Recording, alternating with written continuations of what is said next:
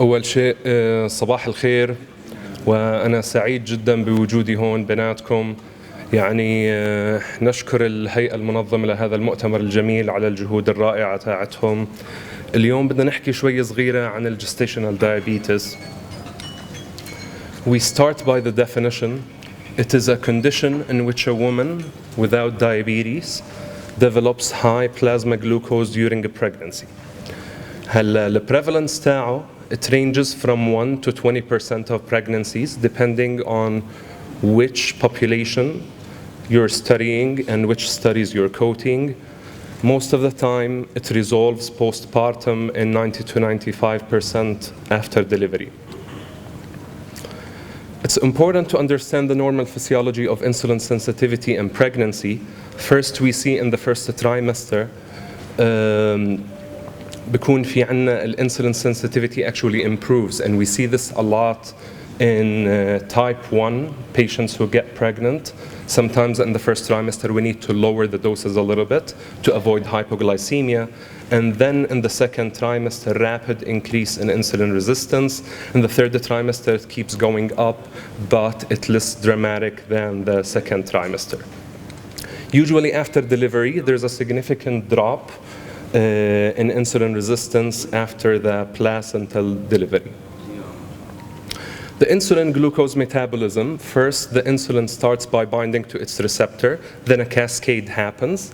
Mainly the GLUT4 goes to the cytoplasmic membrane. There's influx of glucose. The glucose is then used to build the glycogen and fatty acids and other things. The pathophysiology of gestational diabetes is still poorly understood, but it's thought mainly to be related to insulin resistance. The insulin resistance in gestational diabetes is thought to be produced by placental cytokines and certain hormones that are high during pregnancy, like cortisol, progesterone, HPL, TNF-alpha, and others, and those actually interfere with the action of insulin at the receptor binding and the subsequent cell signaling pathway. The risk factors for gestational diabetes: age. The higher the age of the woman, the higher risk for development of gestational diabetes. It's around 1% for people below 20 versus around 13% for women above the age of 44. Certain ethnicities have high risk of developing gestational diabetes, like Asians, Native Americans, and even some argue that Middle Easterns or Arabs actually high tendency to develop diabetes and gestational diabetes. Of course, one of the very main factors is high BMI. The higher the BMI, the higher risk for developing gestational diabetes. Also very important is the previous history of gestational diabetes, family history of type 2, and PCOS. But we have to know that around 50% of women who develop gestational diabetes actually don't have much of risk factors. And most of those exhibit no symptoms, and that's the reason for the recommended universal screening for the pregnancies. So what's the problem with gestational diabetes? What if a blood sugar goes a little bit high? So what? What's the main issue with that? Well, the main issue that there are risks and complications for uncontrolled and untreated gestational diabetes. It increases the risk for polyhydramnios and the risk of subsequent preterm labor, fetal microsomia, and the risk of birth traumas that comes with that, elevated blood pressure like preeclampsia and eclampsia, and also neonatal hypoglycemia, especially in the first 24 hours, and increased incidence of NICU admission and neonatal respiratory distress syndrome. And there's also increased risk of long-term maternal type 2 diabetes. It depends on which study you're coding. 50 to 70% of them end up developing type 2 diabetes with time in 10 to 30 years. There's also increased risk of offspring obesity and type 2 diabetes. So if a woman has type 2 diabetes, their baby is more likely to develop obesity and type 2 diabetes, whether in childhood or in adulthood. The recommended screening for gestational diabetes is for high-risk females. Usually we start preconception or in the first trimester with the first antenatal visit. We usually do not do oral glucose tolerance test, and we do not use the gestational criteria for that. We use the regular criteria that we use for diagnosing diabetes as per the ADA, using fasting blood sugar or hemoglobin A1C. It is worth noting that hemoglobin A1C is less reliable for screening or diagnosing gestational diabetes or even a pre-existing diabetes after 15 weeks of gestational age. All women should be screened between 24 and 28 weeks of gestational age with oral glucose tolerance test. And there are multiple methods to do this. There's the one-step and there are the two-step, as we're going to see. Screening women with gestational diabetes after they deliver, we usually test them again with oral glucose tolerance test 1 to 3 months after delivery, and we use the non-pregnant diagnostic criteria to see if they have a pre-diabetes or diabetes type 2. Females with a history of gestational diabetes usually require lifelong screening for the development of pre-diabetes or persistence, and at least every 3 years they should be screened as per the ADA. And also, if they are found later on to have pre-diabetes, it is recommended to do lifestyle modifications and or metformin to prevent developing diabetes. So the diagnosis and screening, there's the one-step strategy. And it's usually done by giving 75 grams of oral glucose. The patient comes fasting 8 to 9 hours in the morning, and usually we recommend them for the test to be accurate that they do not reduce carbs in the days before the test. They have to be eating normal diet, the one that they usually do.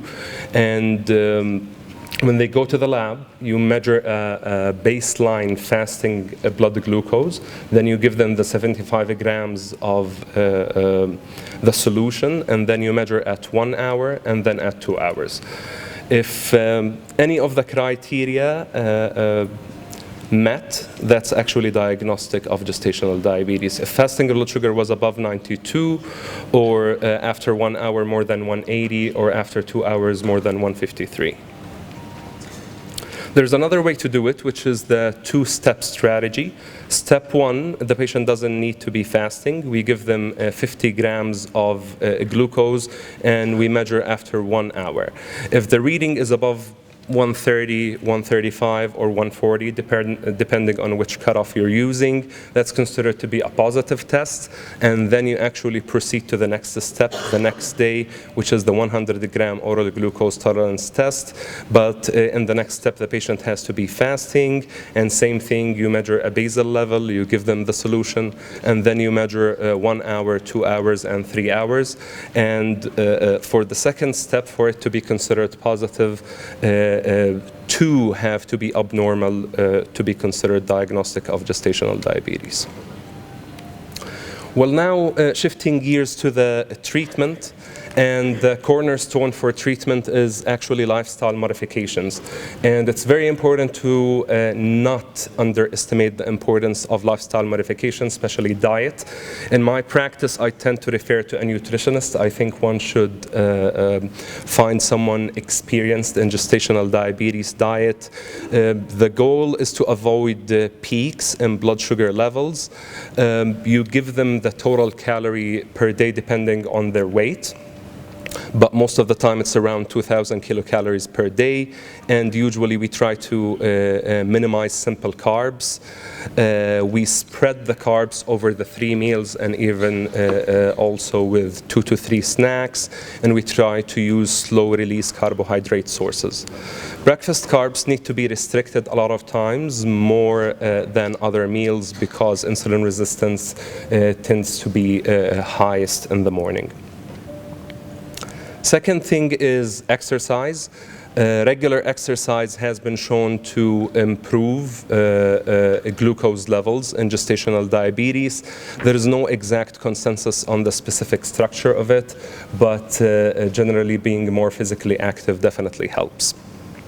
The third thing is the self-monitoring for blood sugars, and that's where you have a hard time with a lot of your patients because for most of them, they are young females. It's the first time they are diagnosed with diabetes, or they need to take medications or measure their blood sugars. So that's where we struggle a little bit with convincing them to measure their blood sugars multiple times a day. It's recommending, depending on which guideline, to measure 4 to 7 times a day. It's very, very important because it will guide your therapy. First, usually, it depends on how high blood sugars are, but a lot of times we first use lifestyle modifications, ask them to measure their blood sugars at home, send you the blood sugar log, and accordingly, if they're hitting their targets, you continue doing what you're doing. If not, you need to take a step up the ladder and intensify treatment. So what are the targets during pregnancy? A1C, if you're going to measure it, you have to be careful because it tends to be lower, falsely lower than in non-pregnant ladies because of the faster red blood cell turnover.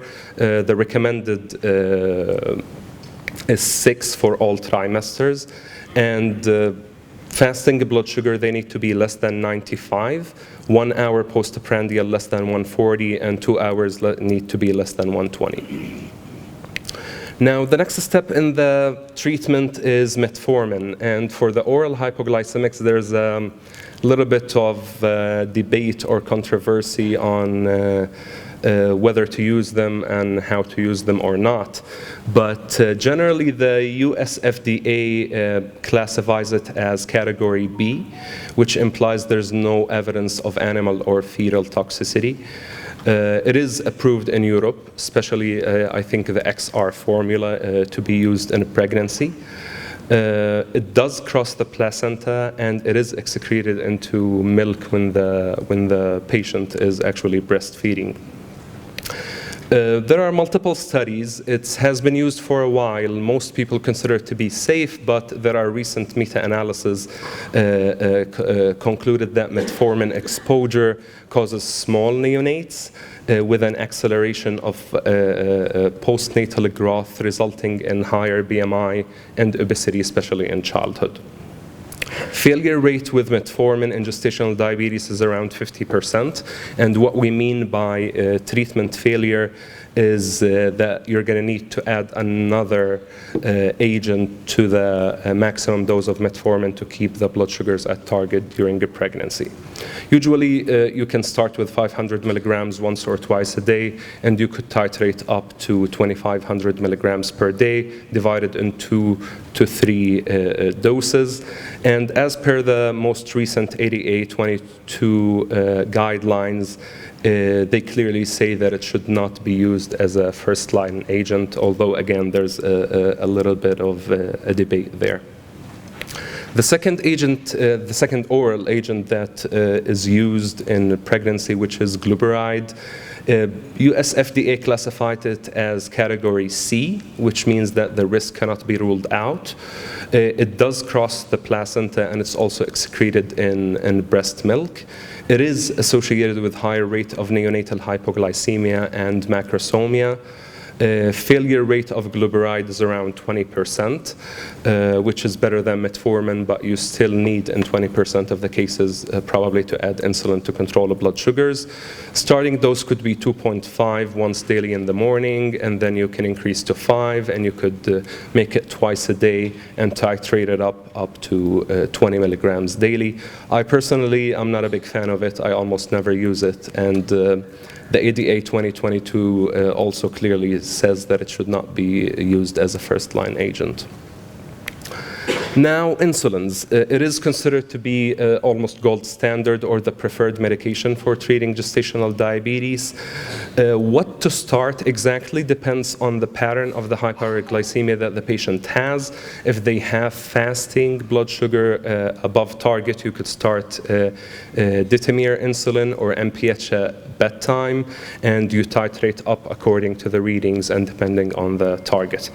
But if the blood sugar log shows that mainly they're having postprandial hyperglycemia, then you could add rapid-acting insulin or regular insulin, and actually rapid-acting insulin is preferred. And we started before the main meal or before the meal that has the postprandial spike.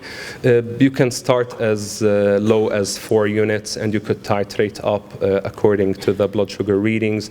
Or if the patient knows how to do carb counting, which is preferred, you could start with 1 unit per 10 to 15 grams of carbs.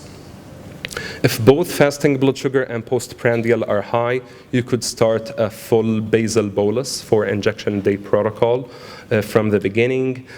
Now another controversial point is the use of glargine U100, which is commonly known worldwide as Lantus.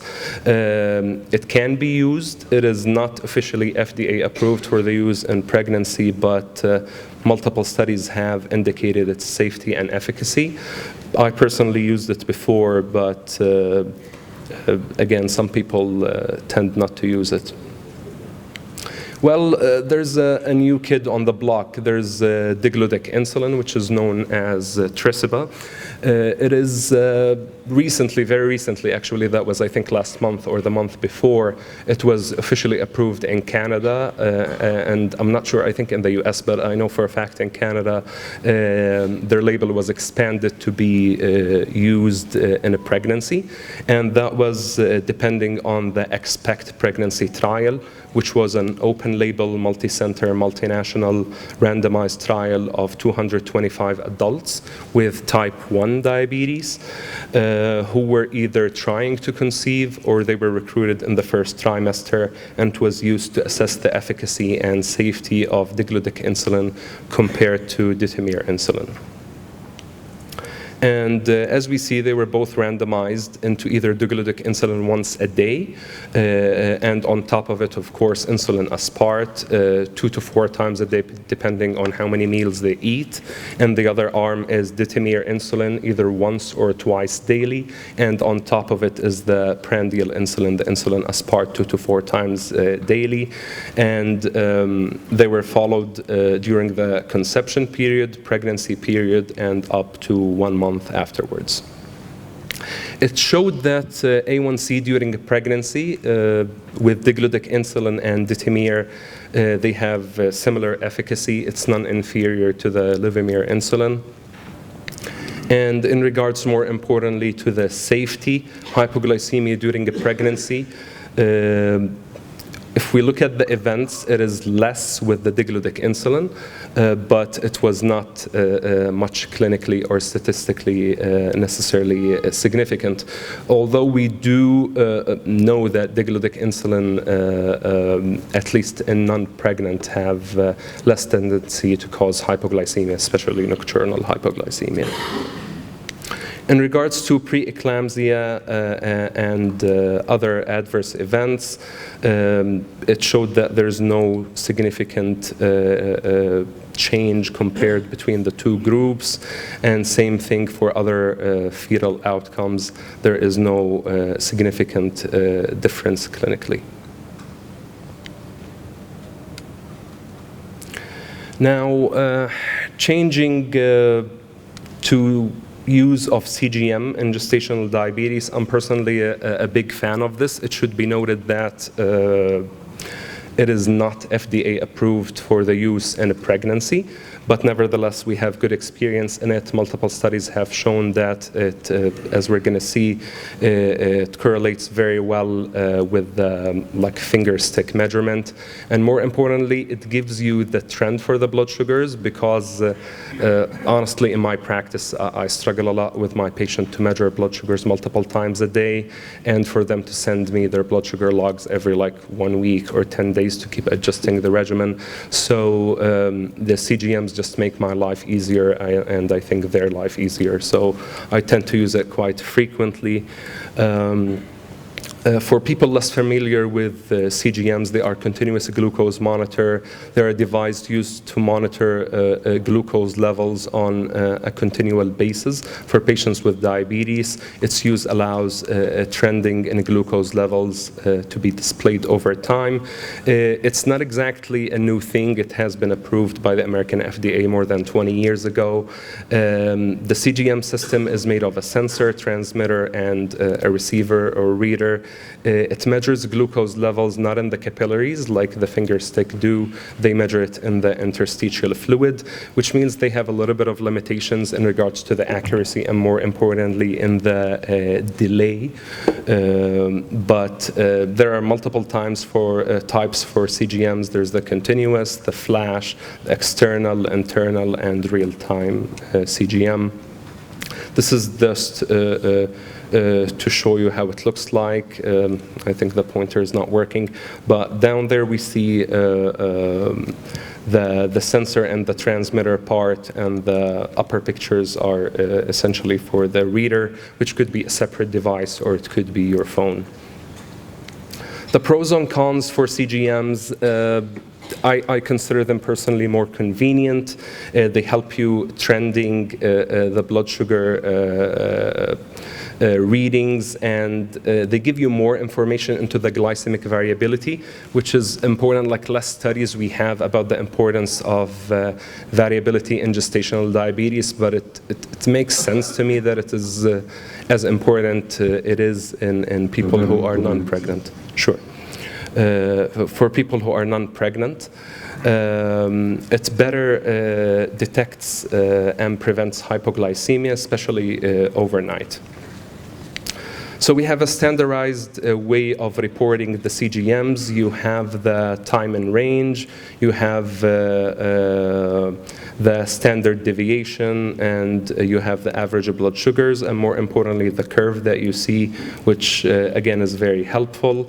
According to the ADA, in patients with gestational diabetes, they prefer blood sugar readings to be between 63 and 140 more than 90% of the time. And here are a little bit of data on the use of CGM during gestational diabetes. There's a 2003 study done on 57 gestational diabetes women in the later half of the pregnancy. They compared the 3-day CGM data to measuring blood sugars multiple times a day. It showed a strong correlation with the values, and it had better detection of postprandial hyperglycemia and nocturnal hypoglycemia. We have multiple other trials. This is a famous one. And this one actually did not show that it necessarily improves outcomes, except in type 1 diabetes patient, but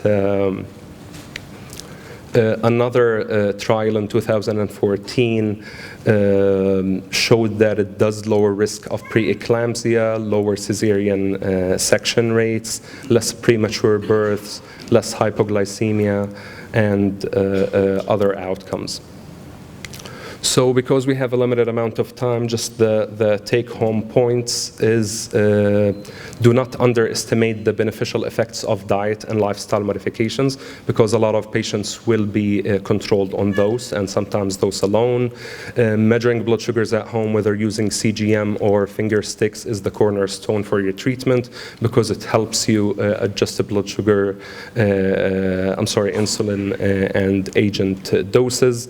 And being being initially controlled on metformin does not necessarily mean that they will be controlled on it later on in a pregnancy. Do not hesitate to start insulin in gestational diabetes. Still considered to be, excuse me, the preferred first line, and data show that diglodic insulin can be used safely in pregnancy, and CGM tool can be helpful for physicians and patients. Thank you. Any questions to Dr. Rami? أو نأجل الدسكشن لآخر المحاضرات أحسن.